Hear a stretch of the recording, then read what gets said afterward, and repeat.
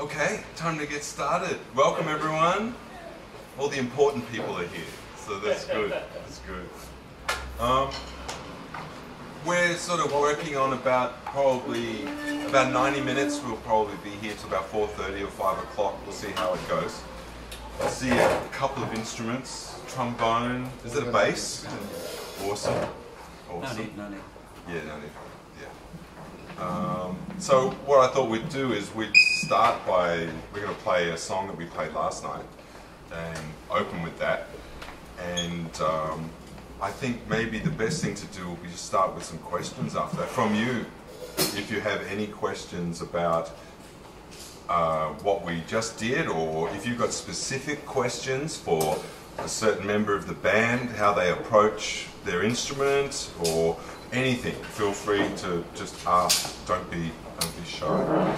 So the song we're going to play from last night was the original composition of Paolo's, which is called Two Brothers.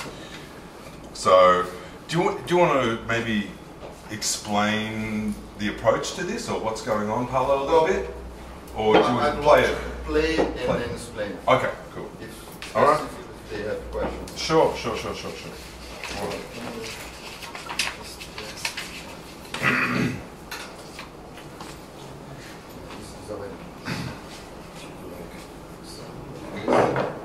The rest of us saw this composition only a couple of days ago, really, and Paolo was very open to how we approached it, and he gave it to me and Charlie to organise some sort of arrangement maybe for it between the bass and drums. So that's why the two brothers on the saxophone start the song and they play the melody through once, and then the drums and bass come in on the second time through the melody, and we try and catch parts of the melody that they're playing without being too busy. And then once the melody's been played through twice, that's when we go into the improvisation, into the solos and things. So we'll see how it goes.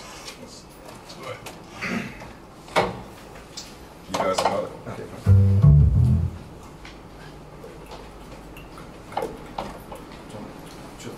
One, two, three, four.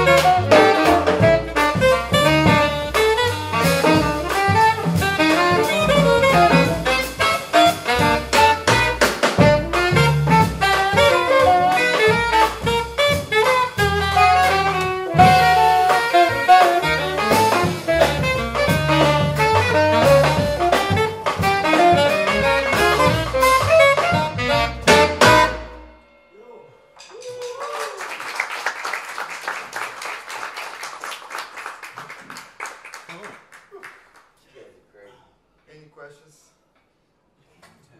Yeah. It's hot here. You can turn it off. Yes. Okay. You guys have any questions? Are you a professional? Well, I pay my bills doing music, so I am professional, I guess.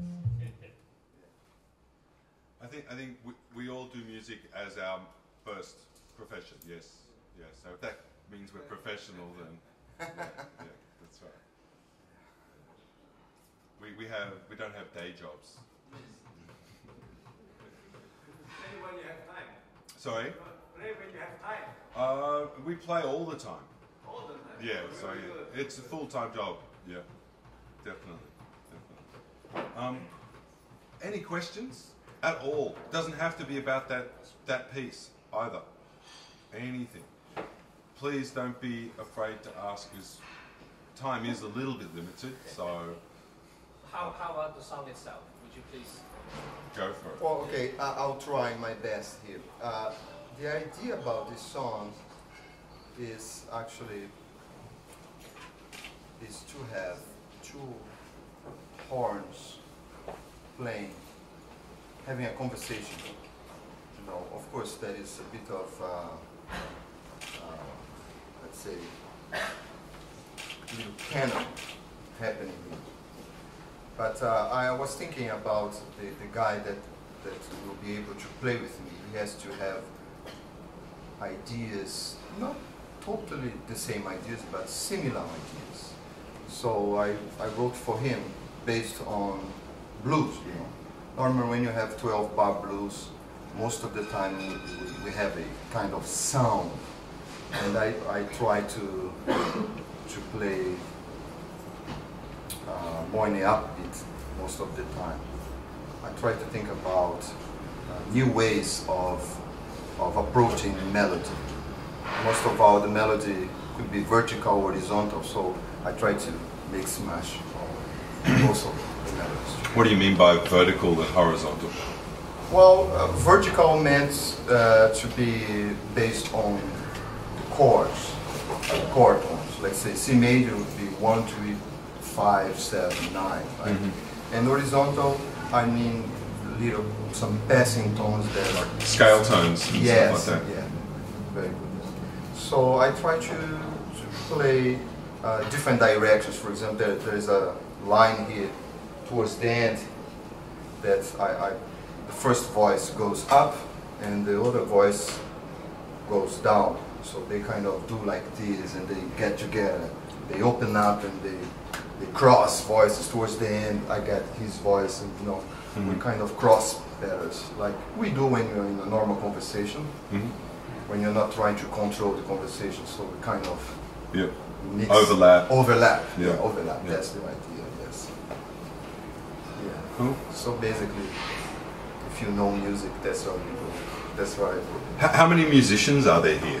How many people play instruments? Can you put your hand up? Okay, great. So how many saxophone players do we have here? Any sax players? No? Well, there's a trombone player. Trombone, okay. Trumpet? Yep. I see you. Rhythm section, so bass players, yeah, drummers, guitar, piano, yeah, you play piano, yeah, okay, cool. Oh, just so I get an idea of who we're talking to. All right, great. Are there any other questions? Shall we do another song? Yeah, we can play another song while you think about your next question. How about that? All right, cool. Any suggestions? Anyone want to play One of anything? those Joe Henderson tunes, man. Yeah. Why don't you play your song that you supposed to play yesterday? You do. No, let's do a good thing. I Okay. think it's good. Cause Okay, cool. What do you want? Punjab? Good job. Okay, I'll try to get the knowledge.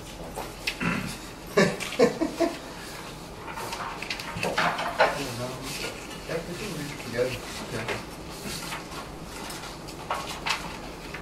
Does anyone have the real books? Not here, but you know the jazz real books? They look like this. The charts look like this. Okay. Yeah, they're available. I guess you can get them online and stuff like that. But then a lot of people have them. A couple of these songs that we played last night are available in these real books.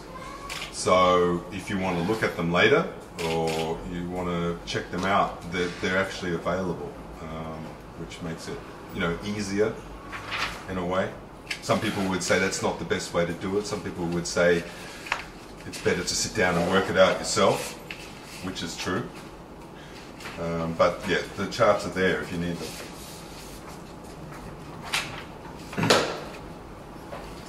So the original recording that I got this idea from, we've sort of kept the same idea. So the opening melody that you hear is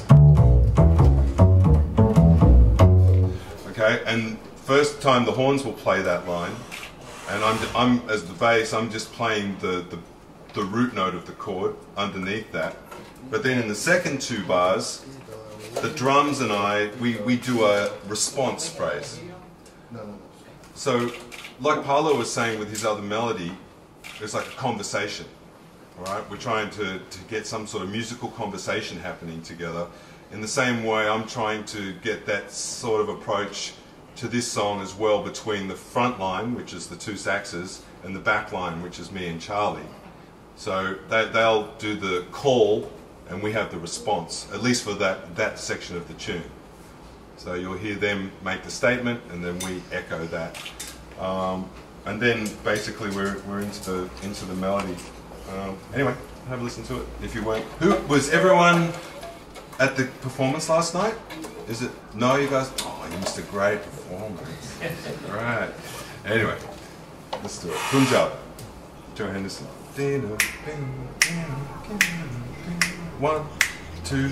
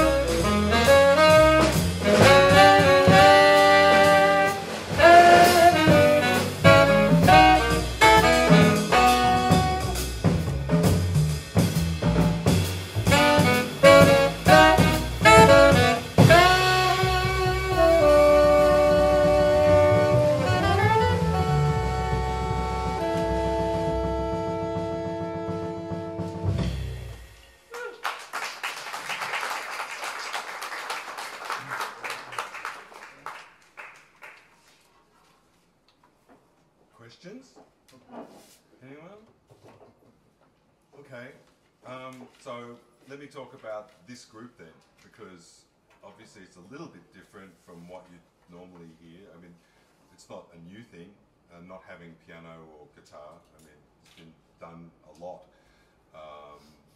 over the years. But what I guess I'd like to talk about is the difference it makes to everyone here on stage not having those chords being played the whole time. Alright, so usually there's a piano or guitar, some chordal instrument playing the harmony, playing these changes of whatever song, whether it's a blues or an original or whatever. So that makes us not necessarily change the way we play so much as I think, how can I say, means we have to do what we'd normally do a little more, I think. So for example, for me, as the bass player, I have a job, I have a role in the band, and that's very closely related to Charlie on the drums, or whoever the drummer is. So I'm that link between the rhythm and the harmony, all right? So if I'm going to take care of business, which is what I like to say, you know, I try to do, is that I have to supply that groove, supply that rhythm, as well as supporting the harmony. Now, without a guitar and without a piano there, then the guide to the harmony is basically up to me. Right? If the front line are going to be free to improvise, they also outline the harmony in their solos as well, to a point. All right, but whoever's soloing really should have the freedom to play whatever they want, knowing that the rest of the song is there, that foundation is there for them to come back to whenever they feel it's appropriate. Right? So without the piano and guitar there, I really have to make sure that I'm trying to outline the changes, the chords, when I say changes I mean the chords, the harmony, as best I can. All right? As well as trying to keep the groove going. But that's what I do anyway, whether there's a guitar or piano there. But it just means that I really have to cover that part of the sound. All right? So then when it comes to these other guys, they also have another approach to it, I guess. You want to talk about how different it is for you guys playing without a piano and a guitar, just quickly? Yeah, sure. I tend to rely on the harmony for where I place my phrases sometimes, or even just to sort of know where I am within the song when you're playing. And so for me that's a challenge because it's not there anymore. So I really have to focus and zero in on the bass and the bass notes just to help me like orientate myself within the song when I'm blowing like solos. That's tricky. And in the first song, I actually, even though I'm standing right here, I couldn't hear the bass in the first song. And so that put me off. I thought, oh man, so where am I exactly within the song? You know, there was a point there, I don't know whether you could tell, in the middle I wasn't sure exactly where I knew the vicinity of where I should be, but I wasn't precisely sure because I couldn't even hear the bass. Because it's funny, up here with the drums and everything, you can actually stand next to the bass and not hear it. And so I asked Scott to turn up for the second song, and it was much better. But so that's what's happened through not having another instrument playing the changes, and so that definitely changed the way I played in that first song, because like the ground shifted underneath my feet. You know. Yeah. Well, basically, for me,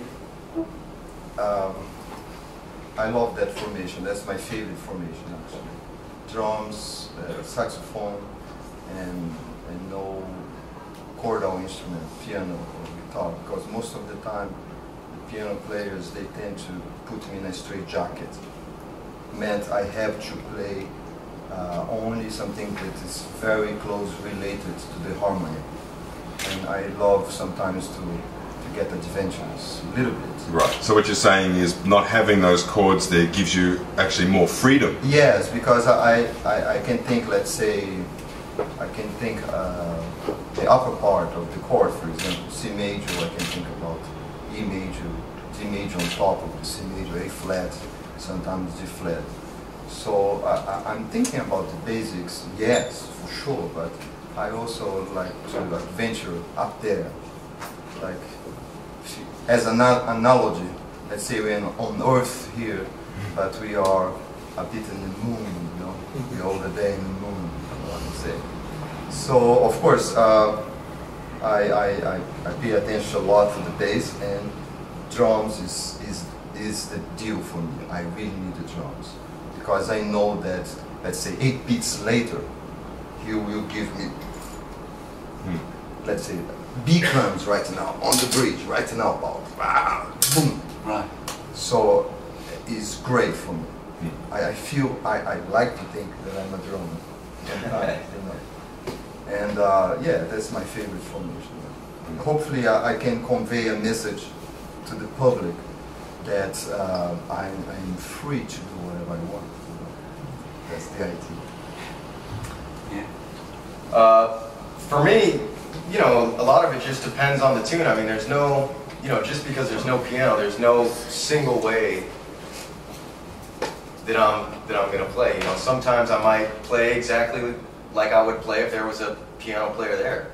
Just play time. Sometimes, you know, if it's more of an open tune, then that means I've got a lot more. It's like what Paolo was saying. I'm not, you know, I'm not locked into anything. So I can communicate with these guys. I can be more unpredictable, let loose a little bit more, and that's cool. And then sometimes I try to think like a piano player, like what would if a piano player was playing drums, you know, because I'm not a piano player. I could play a few chords, you know, but it's not anything you guys would want to hear. But you know, sometimes you know, I try to think like if I was coming from a piano player's perspective, how would this fit in?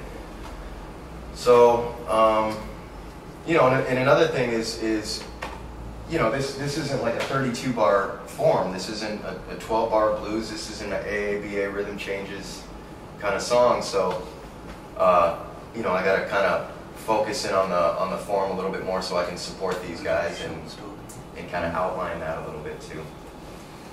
So you know, but you know, try to think harmonically and also give them ideas to base their improvisations off of, and yeah, just play. You know? But there's no one single way that I'm thinking in this kind of format. I've got a few different ways that I can go about it, and a lot of it depends on the tune. So what Blaine said before about not hearing the bass is something that I think is really important, that maybe not too many people talk about, even before you get to playing the song and the performance and everything. The sound and the setup, I know it sounds very rudimental, very basic, but it's so important. This is not ideal for me. I'd much rather be over there near Charlie. It's a bit strange having the bass, but it's okay, this is just a workshop, it's not a proper performance. But I think you need to really think about those things. When you have a sound check and when you set up, you need to think about where the drums are set up, where the bass is, and where the front line. Can everyone see each other? These kind of things are really simple and have really nothing to do with scale tones and forms and stuff, but I think you really need to think about it. You can't just sort of rock up, plug in, and expect to have a great sound and play. If you're going to do yourself a favor, then make sure you can hear everything really clearly before you even play. Make sure that's right. When you start the song, you're already starting behind. And then you spend the whole time, whether it's 5 minutes playing or 90 minutes, fighting that. When you don't want to have to be fighting that, you want to just be having fun and playing. So if you've got your own little bands, whether it's concert bands or you're just jamming at home with your mates and your friends, think about it. And also, the other thing I want to just mention real quick before we play another song is, if you can't hear somebody else in the band, then there's a problem, right? It means somebody's too loud or not loud enough, depending on where the volume is already. And that's really important too, right? So if you can't hear what the guitarist is playing, or the sax, or whoever it is, then do something about it. Then say something, make a change, go, I say, hey, I can't really hear you, can you turn down, or can you turn up? Like what Blaine did just today. He asked me to turn up, he couldn't hear me, and that's cool. I didn't know he couldn't hear me, you know, unless he says something. Otherwise, we're going to spend this whole time, Blaine's sitting here going, I can't hear the bass, you know, and it's not cool.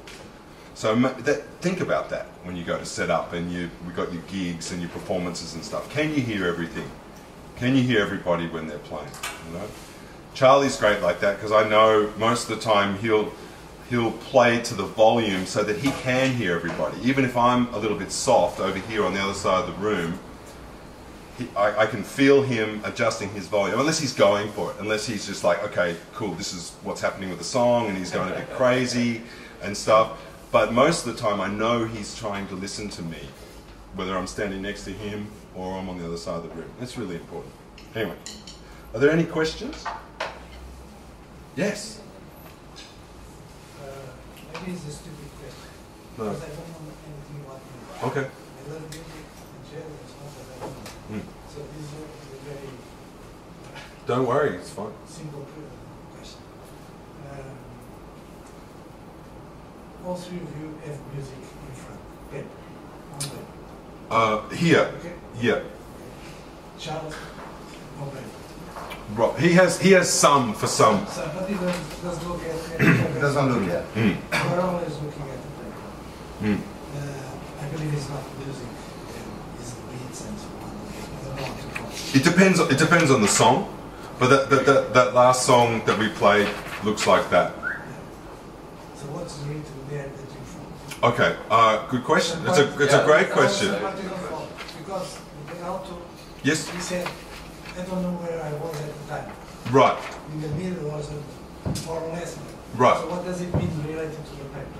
Okay, great. That's a really good question. For me, as a bass player, most of the time with the kind of jazz that we play, if I am reading something, it'll be the chord symbols. Just the main. Just the chord symbol.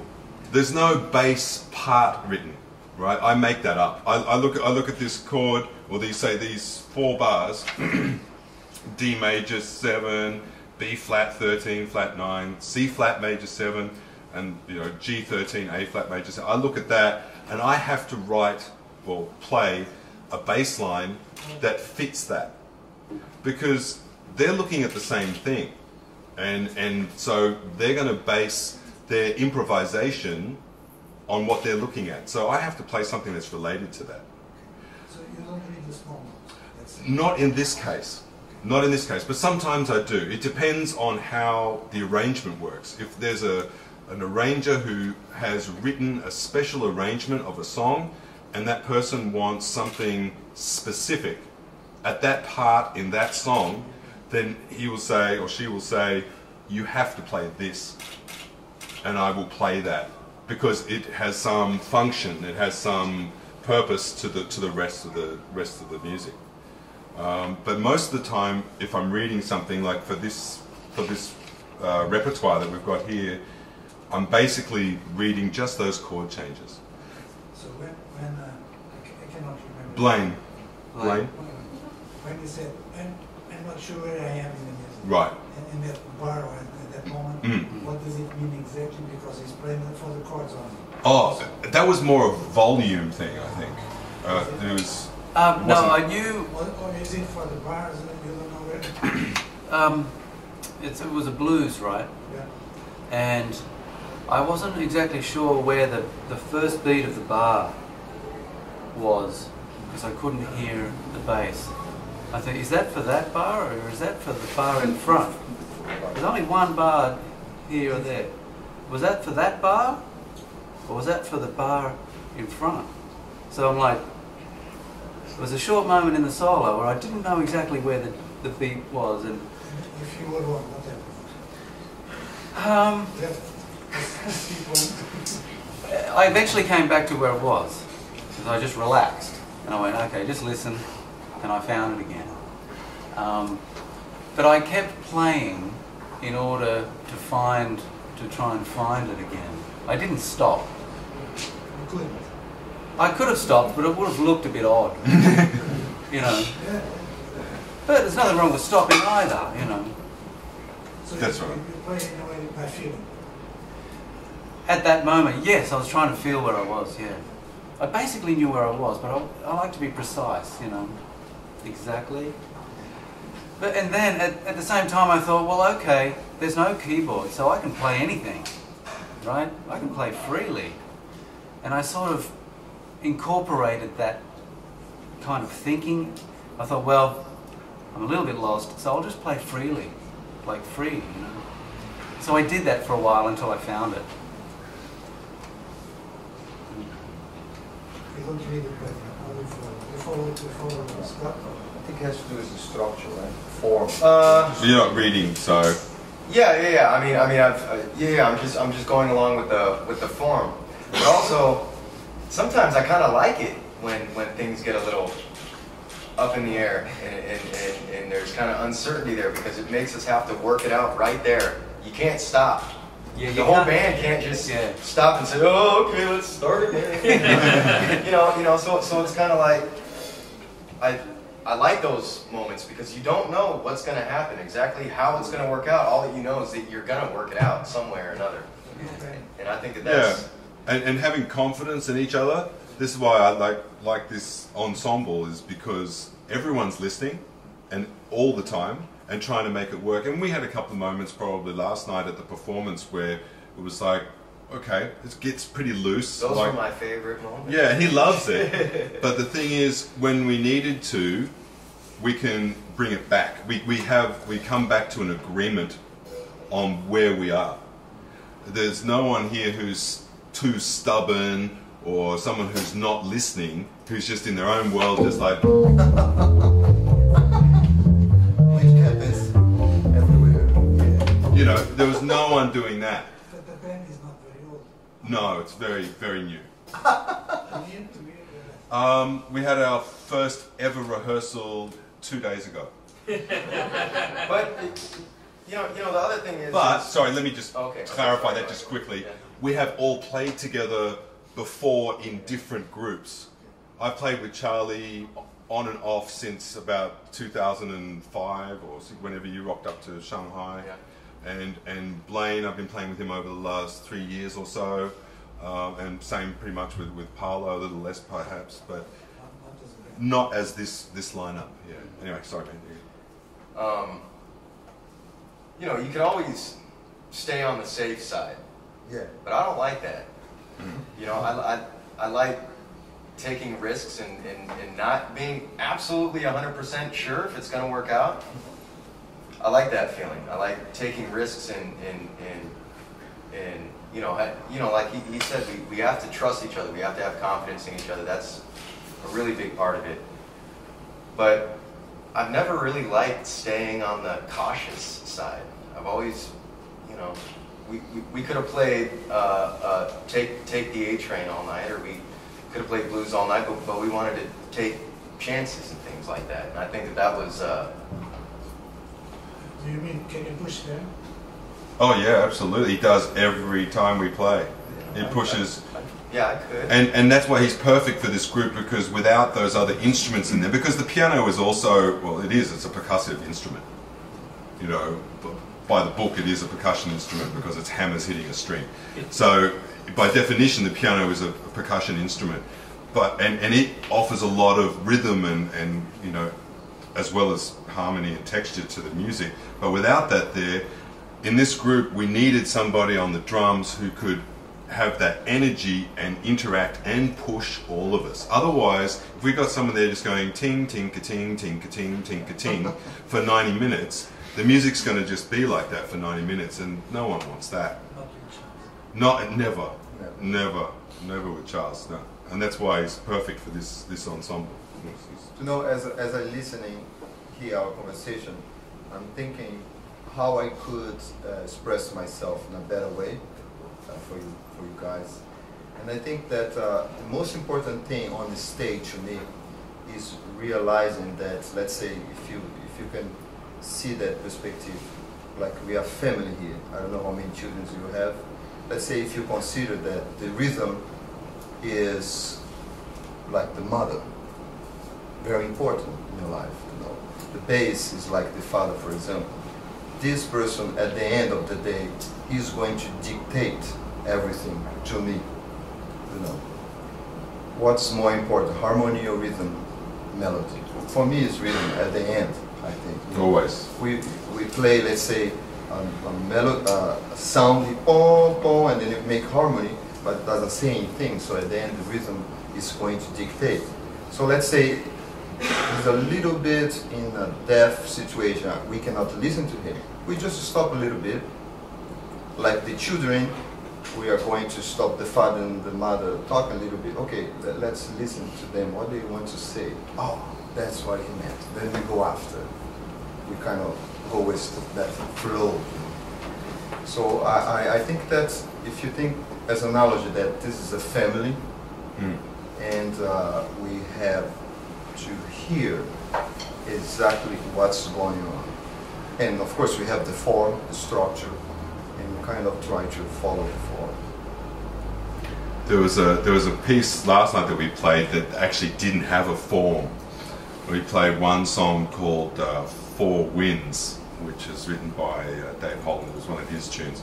And that's just because there's no form and no chord changes doesn't make it easy. It actually makes it more intense, because you really, really have to listen to everybody then. There is no guide. There is nothing that we're following except for each other. And then that's when you really, really appreciate who you're up there on stage with. And everyone's trying to be complimentary and also trying to have their own voice at the same time. And it's not free necessarily, because there's still a pulse, there's still that rhythm there in this particular case. But in terms of the harmony and what happens within that, it was completely open. And you still want to make it musical, you still want to have that energy and stuff, and that's when you really get to hear everybody's voice freely, and that's really cool. And it doesn't happen too much for those. You play one? Yeah. We're going to play another song from last night. This is called A Short Story. And it's funny, actually, I just think it's not really a short story, it's got a really long form. And it's a great arrangement. It's really good. So this has got an introduction. The melody is broken up between what we call a straight feel, which is more like a Latin influenced kind of feel. And then the second half of the A is a swing feel. And then we're into solos. The solos are all swing. And it's basically a blues, you know. It's just got all the makings of a blues, a minor blues. And then after the two saxes have a solo each, we go straight into this drum break, a drum feature. So the horns have got parts written out, and then Charlie gets two goes at 8 bars to have a bit of a solo. You'll hear that.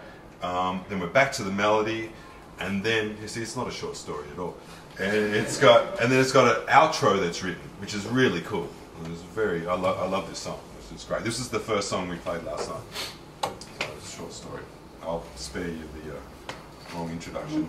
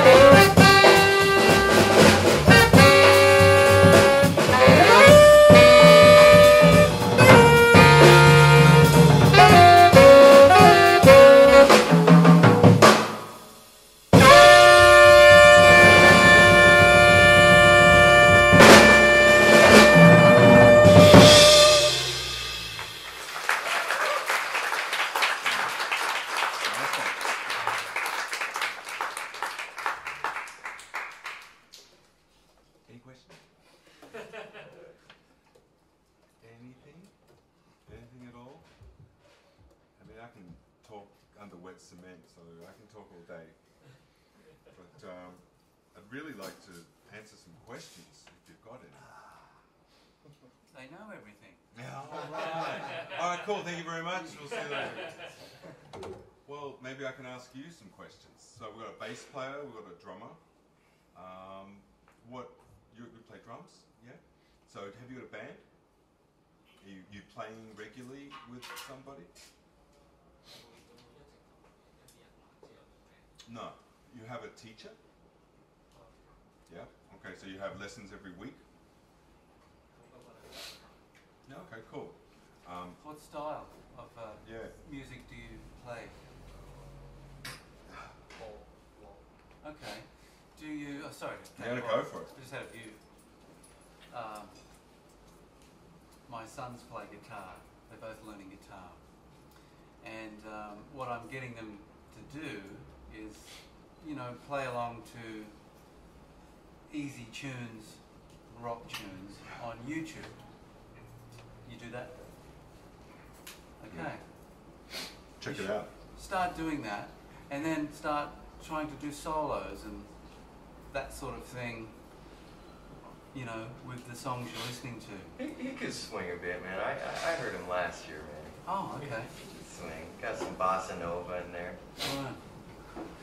Look, because a lot of people grow up learning their instrument, reading music, and they think, oh, without the music, you can't play.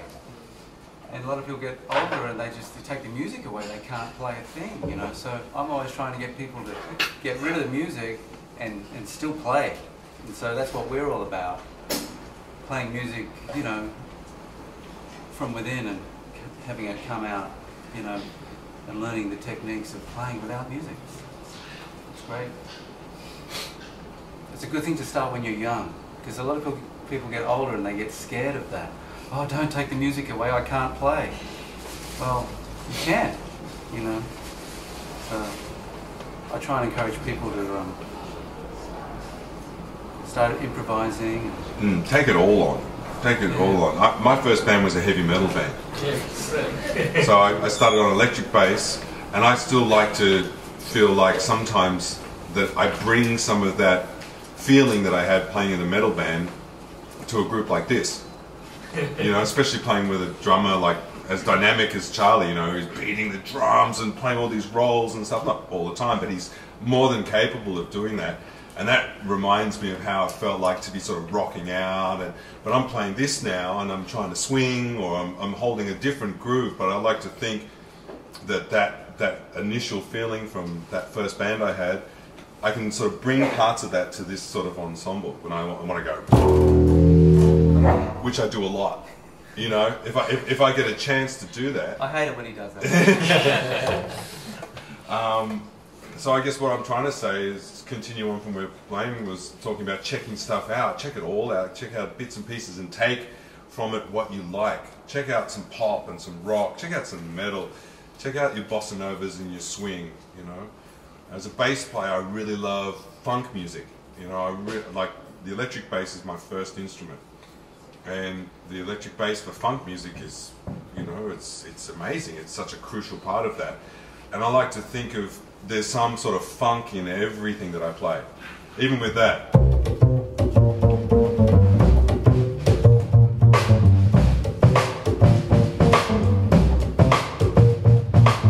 So I'm feeling, I like to feel it like that. I'm not, even though that's sort of based on like, say, like a Latin thing, I like feeling that big funk groove underneath that. That makes me, I think, play it more groovily. It's not a word. With more groove. With more groove, sorry. I haven't had enough coffee yet. So, I'm not thinking those Latin clave rhythms, even maybe I should, but I'm not. I'm thinking groove. I'm thinking that's what that bass line is all about in that song, is playing that groove. So I'm feeling this big, no matter what Charlie's playing behind it, he can play, you know, a Latin thing, a 6/8 thing behind it, but I'm hearing that as like, oh yeah, this is like, and that's what makes me get that foundation for that. Even with upswing things, trying to, like things that are like, whatever sort of medium up sort of tempos, I like feeling that big groove. I'm not trying to count 1, 2, 3, 4, 2, 2, 3, 4, 1, 2, 3. Like this, I'd go crazy. You know, it just drive me mental. So I'm trying to feel a bigger groove. I'm trying to feel the funk in everything. You know, that groove. I don't know. Maybe it's not doing me any favors, but I like it. I like feeling it that way.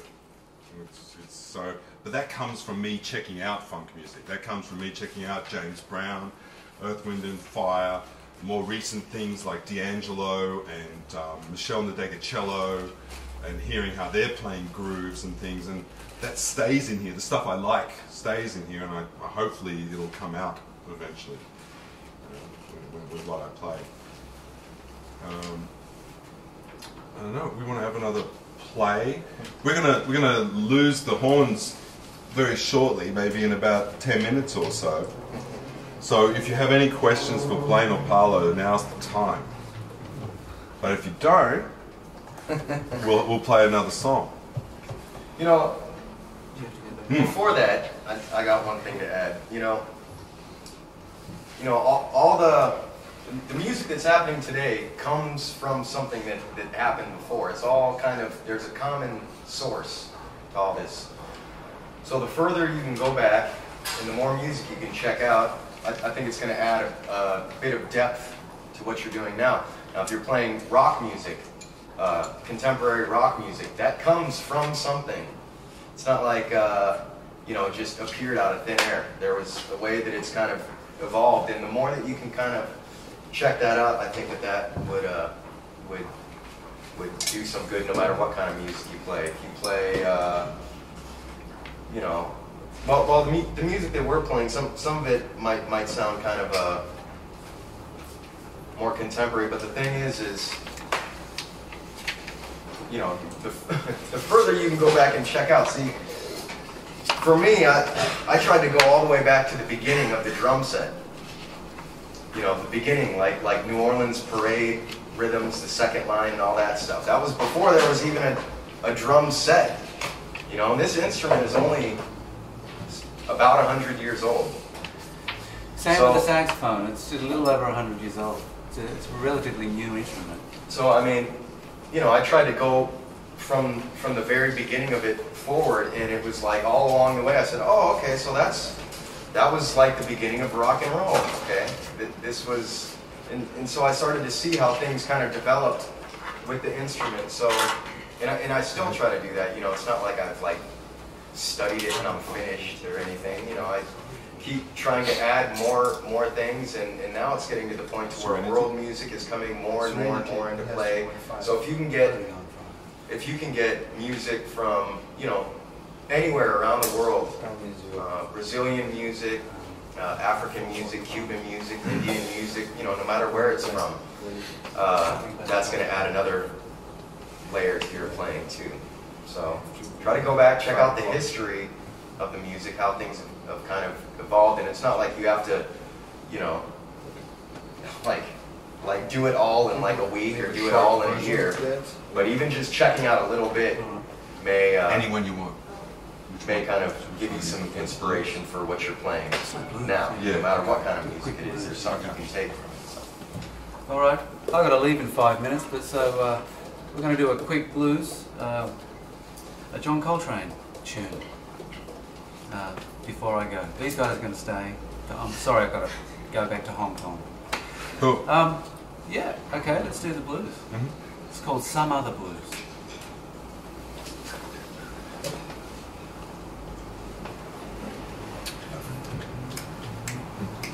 Want to do chorus on top? Okay, 1, 2.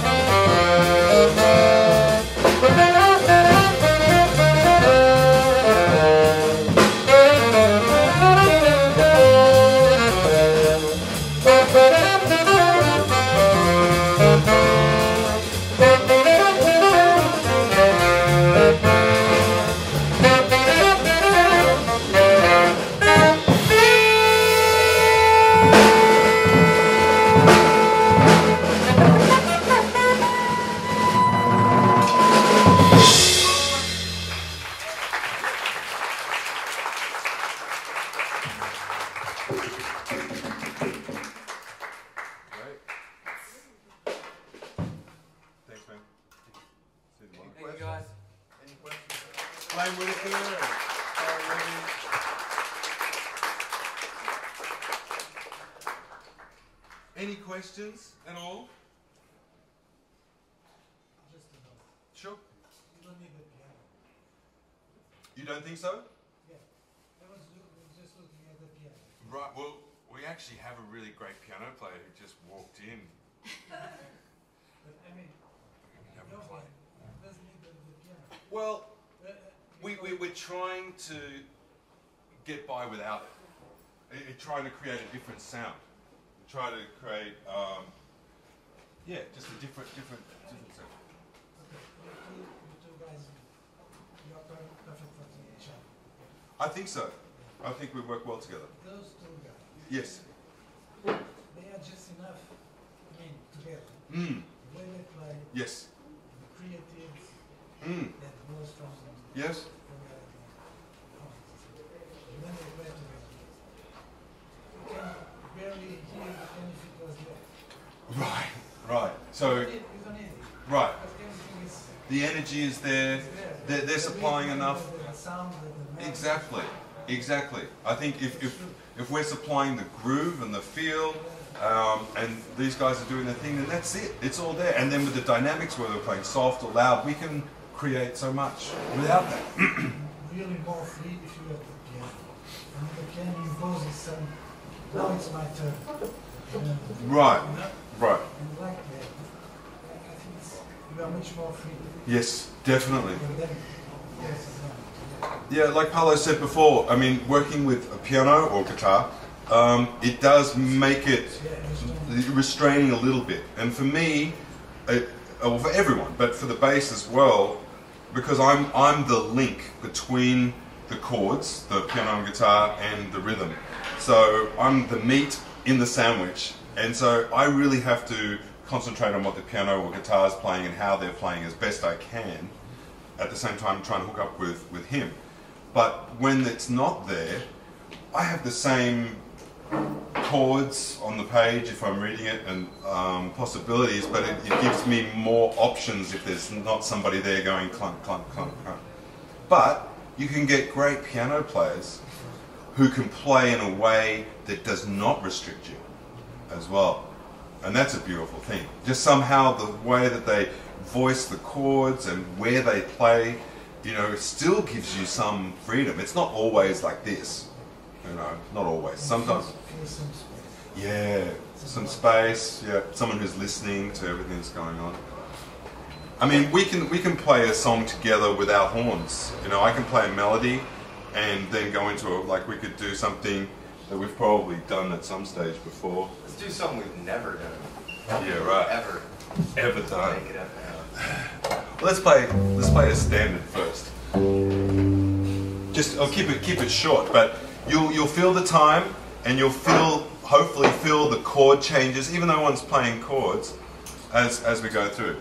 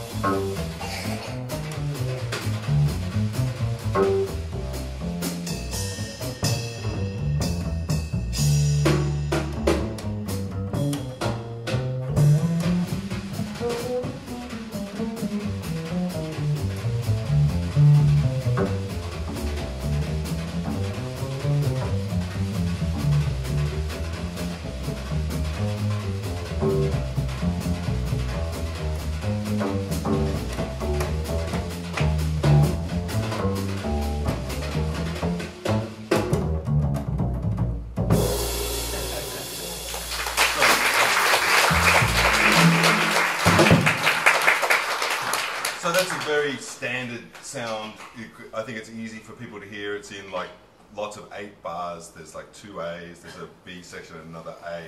And I think, you know, we get by okay. I don't know if you want to hear a whole night of that. but it's you know it's very doable. Yeah. Any questions at all? Do you guys want to have a play? You brought your instruments all the way in here. Maybe we should have a play.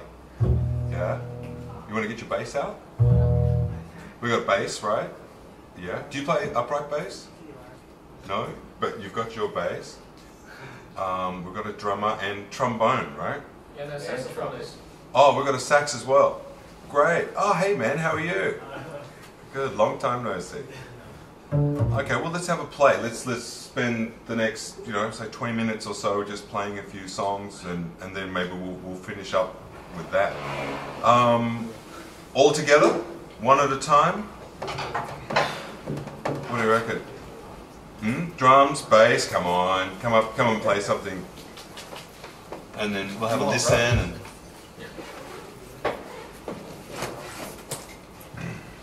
Get this thing out of the way.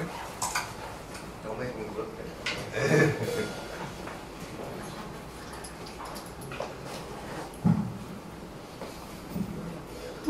What do you guys know? What are we going to play? Can you play a blues? Yeah? Can everyone play a blues? You're cool with it? Yeah? Okay. You're cool with the blues, yeah. Alright, great.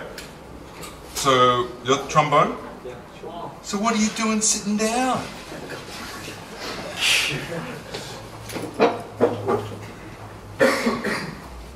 Do you guys like play together regularly? There's any friends here who jam together? Yeah? All of you? Yes. Oh, great. So you have a repertoire? You have a lot of songs that you can play together? Yes. Great. Well, why don't you play for us something? You also play together? Sometimes. Oh, great. Well, I'll leave it up to you guys then. I could just sit down and listen to a performance then. Cool. Oh, let me help you with that amp. Yeah.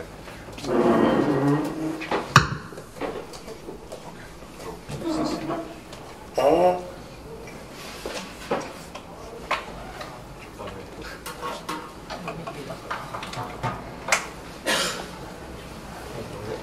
have you got a sound?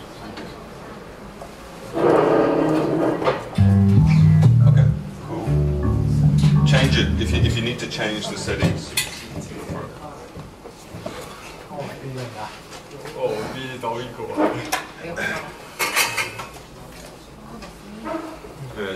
Check your tuning first. So everyone's.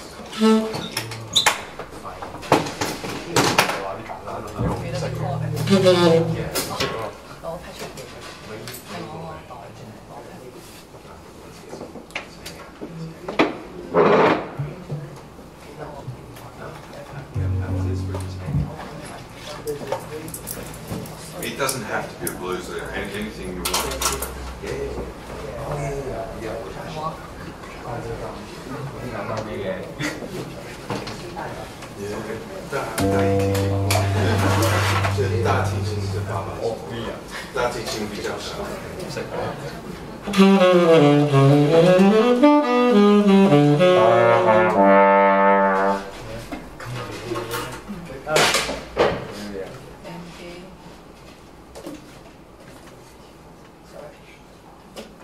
So, what's the song? Oh, Out of Me. Okay, all of me. Okay. 绿色的啊，绿色是鬼色的，醫生話綠色喎。哦。Do you need a chart? You need the music? You got it? Cool. Is that okay?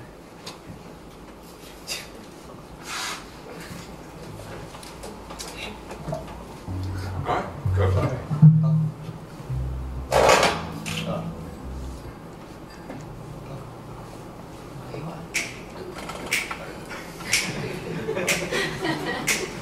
Hey, don't mess up his vibe, man. They might be burning it.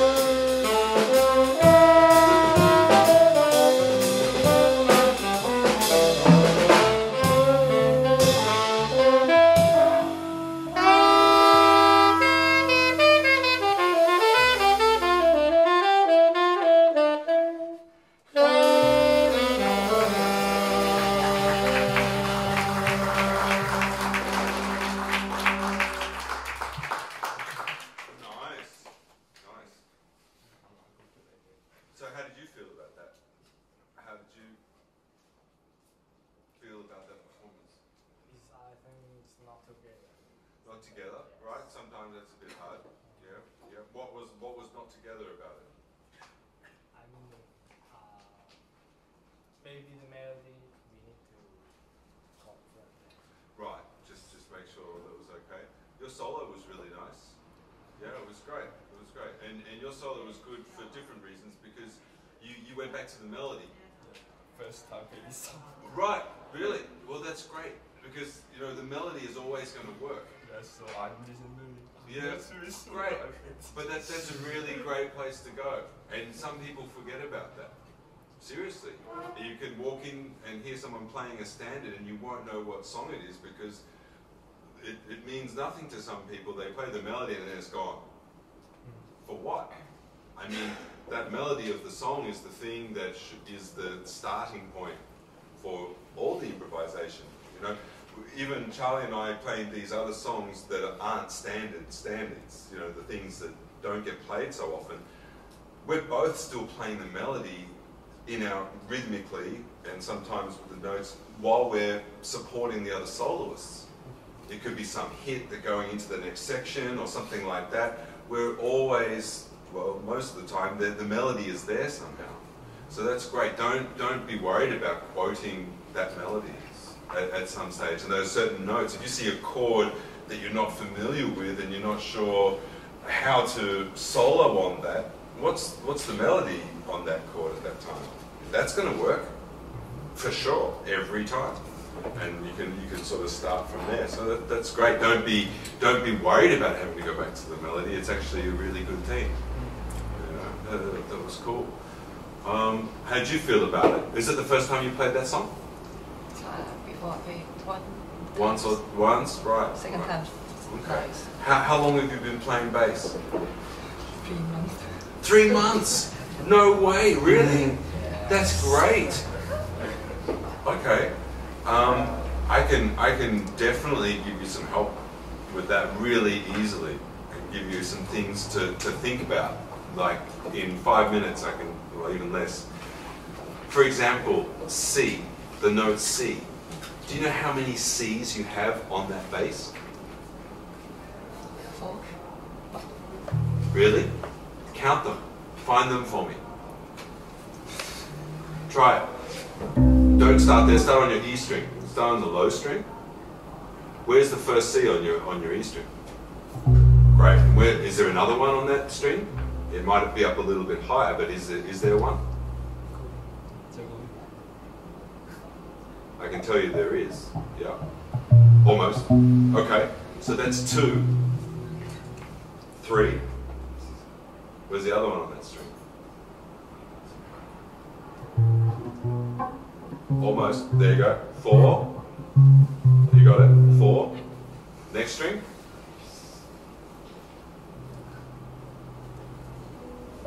5. Yep. And there isn't another one on that string. I can save you the time. Don't worry about it. So that's 5. Now on the G string. 6. Any more?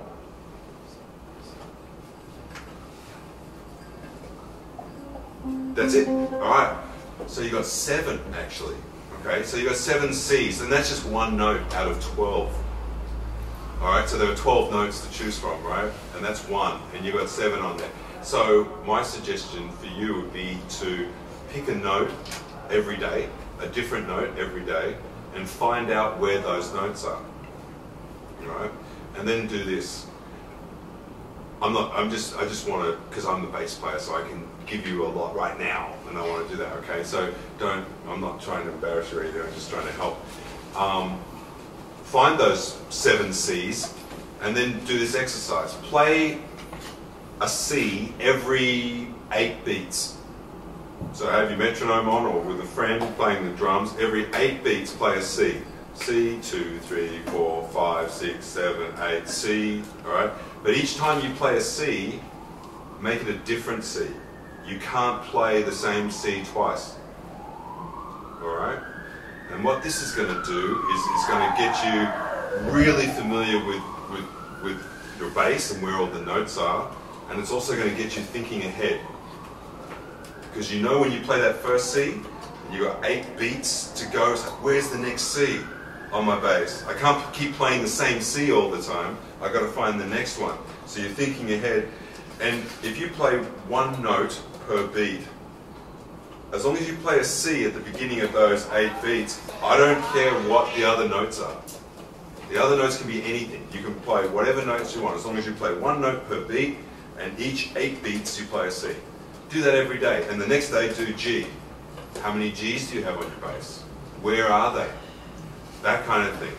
And then all of a sudden, by the end of the week, you've done 7 notes, you know exactly where they all are on the bass, and you should be able to find them. All right? Start with that, and then you'll get a lot more comfortable moving around your bass. That's just one suggestion. All right, go through that, pick a note, and run through that. But it was good. I know you're just playing like the 5th of each chord, sort of pretty much. You're playing 1 and 5. Those other notes will come eventually the more you play and you look into the harmony. We don't have enough time to sort of talk about that now, but try and get more familiar with your instrument. Find out where those notes are. So when you're reading the chords, if you're here on the bass, then you know where that C is, the closest one. You don't have to keep going, oh, that's the C I know. That's the one. Every time. Play. Oh, C, I have to go back in. You know, you can keep it all here if you need to. It's comfortable. That's just some suggestions. Do you want to? Who are some horn players that you guys have been listening to? Who like what saxophone players have you been listening to lately? Who do you listen to? Your favorite saxophone? Now I often listen to Parker, Johnny Parker. Sometimes I like Scott Harrison. I think I cannot play his coaching, so, but I think his singing is very cool. But when I practice that, I feel very hard, so I cannot play. Well, think about it like this, like what I said earlier. Coltrane came from somebody else, a bunch of other people that he listened to that made him play the way that he plays. Eventually, he had his own way of playing, right? But if you listen to very, very, very early Coltrane, it sounds very similar to some of the tenor players that were happening before him. I would suggest before getting too far into Coltrane, go further back. Maybe Coleman Hawkins, Lester Young, these kind of guys. Yeah. How about trombone players? Who do you like? J.J. Johnson. J.J. Johnson, cool. Yeah. Kai Winding. No, I play more bit and I play jazz is few months, so I. Oh, okay. Well, that's great. Just try to listen some. Yeah, just stick with J.J. Johnson. That's cool. Yeah. that's enough. Who have you been listening to lately? What drummers? Huh? Good. Just stick with that. That's cool. Yeah, man. You guys are cool, man. Do you have any questions about anything, bass, the drums, the song? I listen. Just if we play the harmonic minor or some melodic minor, so like this can help our solo to have some more fun. Just play back or arpeggio like that is happy present from solo. I don't know. So what is your question? I mean if I practice. Sorry. Yeah, it's okay. It's taking time. Just sometimes I see the song have too many.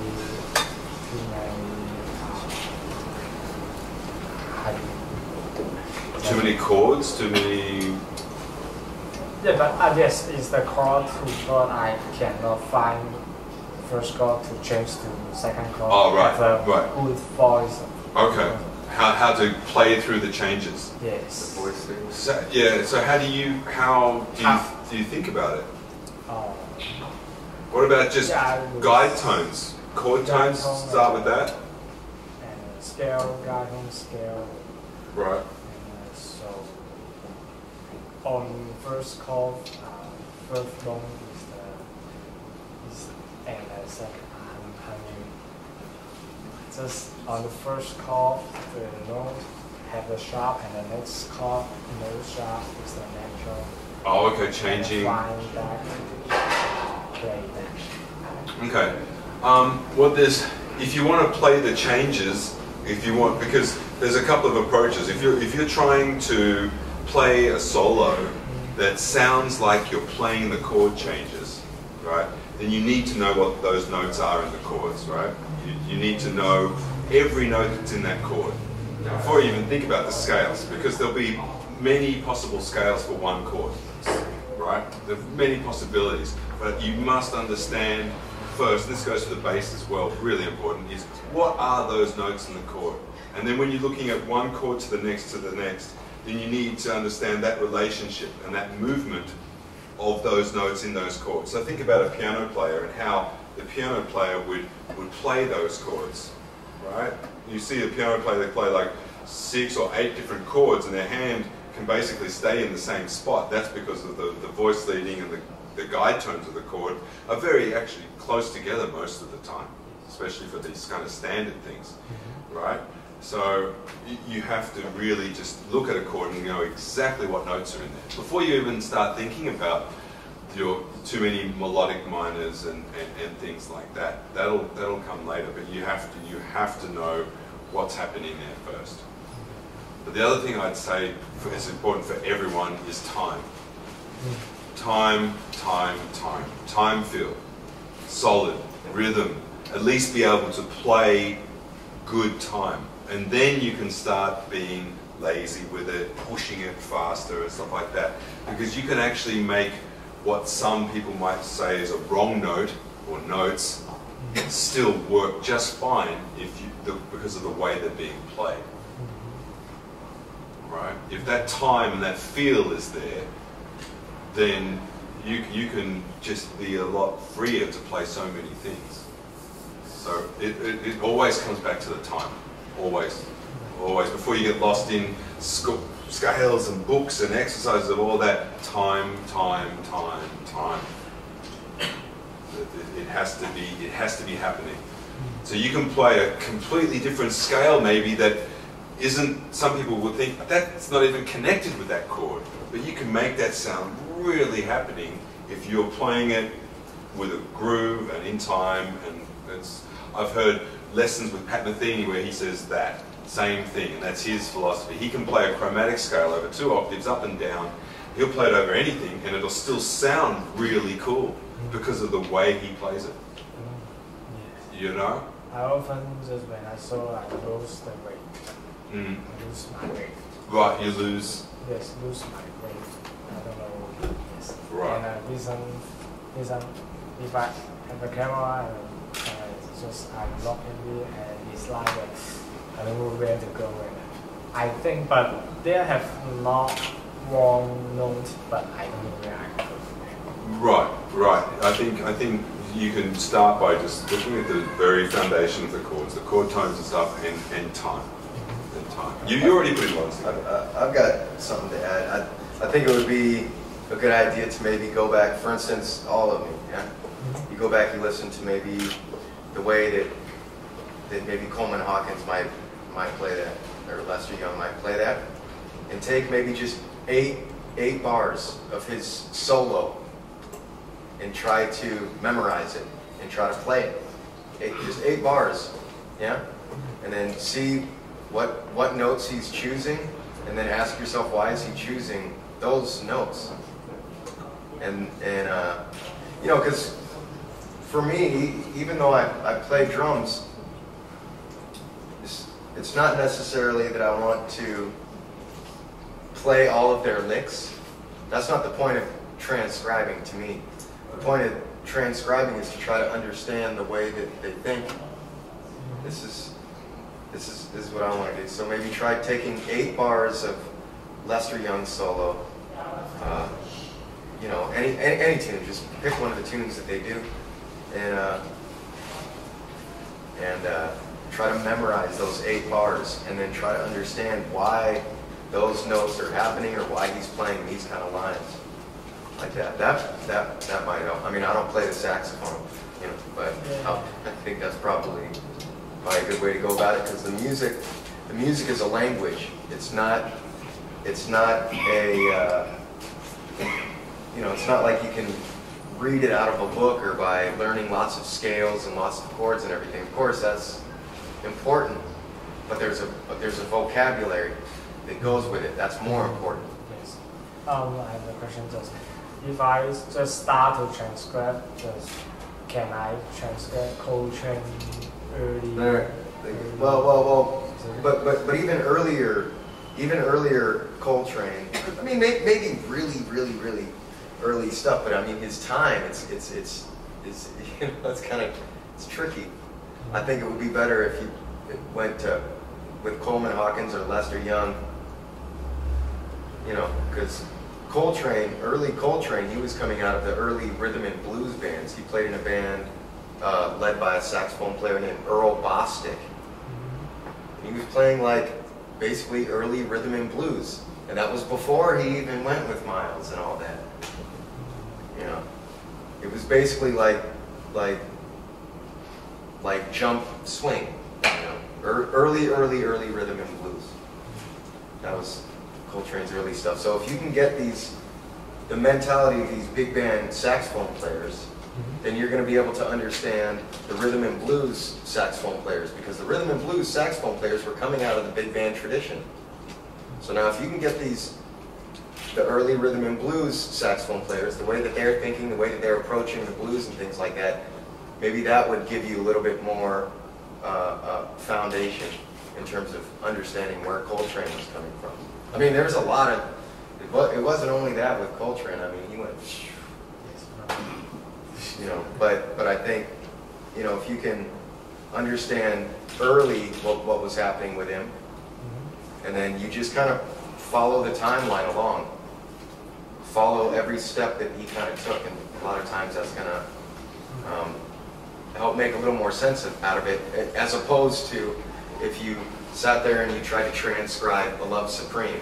It's not going to make any sense to you because you don't know where it's coming from. So try to get the earlier stuff first, and then the later stuff will make a lot more sense. Cool. We should probably think about wrapping up. Yeah. Are there any questions? Or anybody else who's here? You guys want to have another play? Do you want to get up and have a play with them? Yeah. Play the tune to finish. I'll play a tune when you get it. Sounded good. I like the brushes. Cool. I could play your bass. Is that okay? Great. Actually, maybe I should. All right, so let's play A Love Supreme.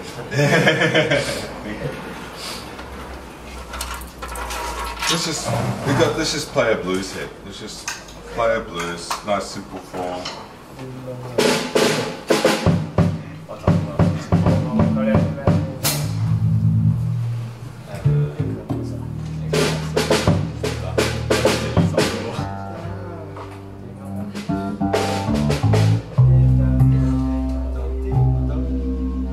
Wow. What is that? What do you guys want to play? Equinox? Alright, I'll play my upright, I think. Instead. Cool.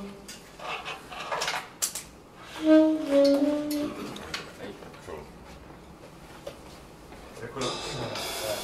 Okay, cool.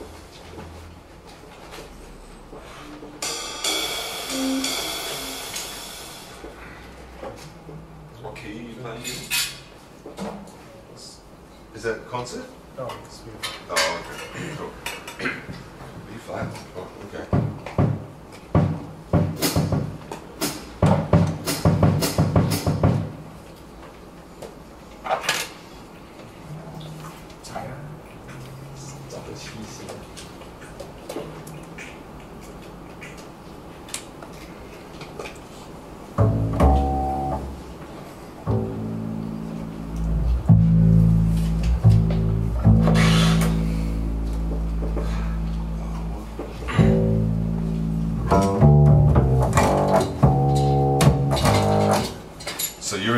E flat minor.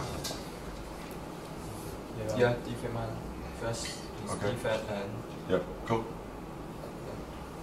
Awesome. What tempo?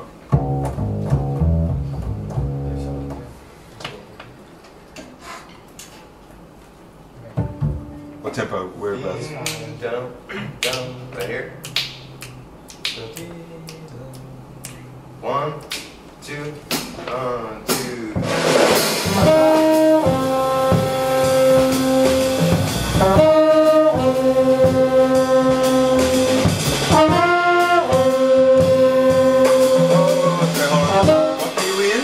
We're in D flat minor? D flat. You're in C minor. Right? So that.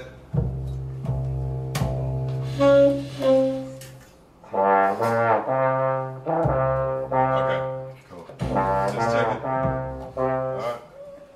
So hold on, let's just clarify something. Why have you got an E flat minor chart in front of you? If you're a B flat instrument, Yes. right? Why are you reading an E flat minor chart? It's wrong. What's that? Is it wrong? Yeah, it's wrong. Yeah, Yeah. because if we're in the key of C minor, right? You should have a D minor chart Okay. for your instrument, right? Cool. Just yeah. All right, let's try that again. Cool.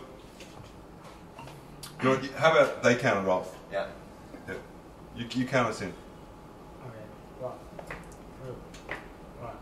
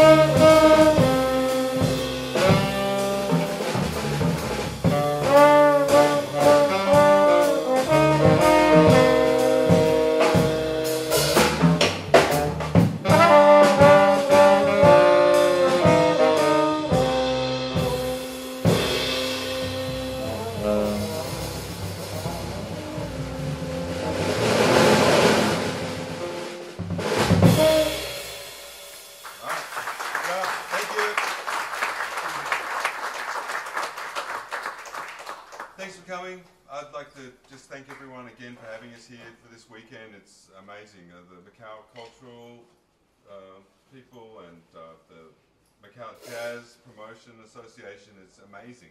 The venue we played at last night, it's just incredible. The sound was beautiful, the room was great, being very well looked after, and yeah, I just want to say this has been a really great couple of days, and we're still here tomorrow. And there's a singer with her band from Thailand tonight, Natasha. She's playing at the same venue. So if you're not doing anything later tonight, you can go and see her sing with her band. I think it's like a 6-piece band or something. I'm sure that'll be really cool. Anyway, thank you for having us, and yeah.